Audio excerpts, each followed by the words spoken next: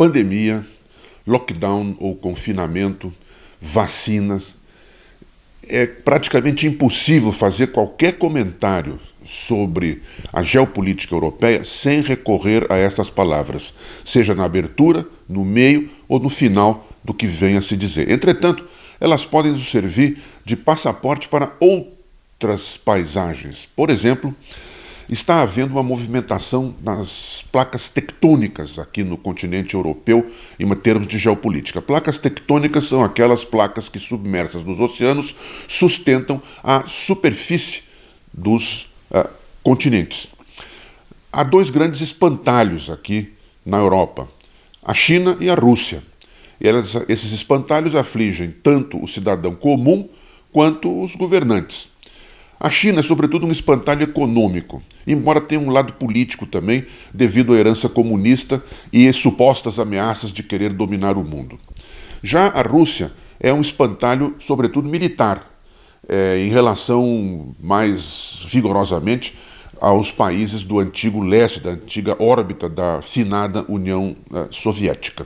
Pois bem, com a falta de vacinas e da produção lenta por parte dos laboratórios do antigo mundo ocidental, capitalista, países europeus estão se voltando tanto para a Rússia como para a China e suas vacinas para atender às necessidades das suas populações. Isso é o caso, por exemplo, já da Sérvia, que desde janeiro vem usando as vacinas russas, e também agora de países dos Balcãs, né, que se voltam também para a China, para a Rússia, em busca de vacinas que fazem falta porque, como eu disse, os outros laboratórios não estão produzindo em quantidade suficiente, nem fazendo a distribuição devida.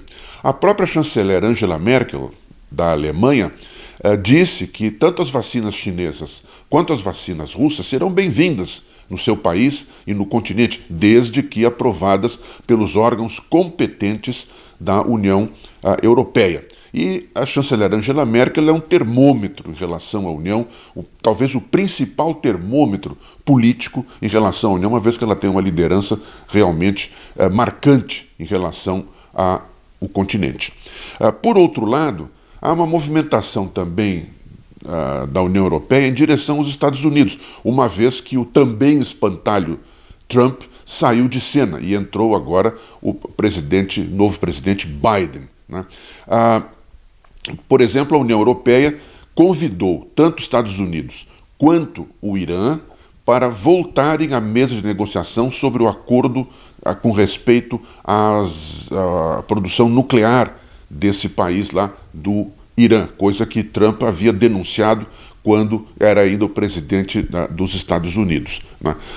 O governo norte-americano já anunciou, através de seu porta-voz, a sua disposição de voltar à mesa de negociação. Aguarda-se ainda a resposta de Teherã. O que vai acontecer com essas movimentações todas? É difícil dizer. Dependem, inclusive, de alguns outros fatores. Por exemplo, a Rússia autorizou a construção de um novo gasoduto unindo a região de São Petersburgo ao nordeste da Alemanha. Já existe um gasoduto que faz esse serviço e a Rússia quer construir um segundo e a Alemanha está de acordo com isso, coisa que tem oposição forte por parte dos Estados Unidos e também de outros países aqui na Europa que pertenciam à órbita da finada União Soviética pelo temor da influência de Moscou, o temor do aumento da influência de Moscou. A chanceler Angela Merkel está se encontrando, inclusive, com o presidente Biden e certamente este assunto virá à tona. Por falar na chanceler Angela Merkel também, há uma outra questão. Ela, que é o termômetro, como eu disse, da União Europeia, o principal, ela anunciou que não vai mais concorrer ao cargo de primeiro-ministro ou chanceler da Alemanha. Já renunciou, aliás, à liderança do seu partido, a União Democrata Cristã. No segundo semestre deve haver nova eleição. O que vai acontecer? Não se sabe. São assuntos, inclusive esse, do gasoduto e também da sucessão da chanceler Angela Merkel, que deverão ficar para novos comentários no futuro.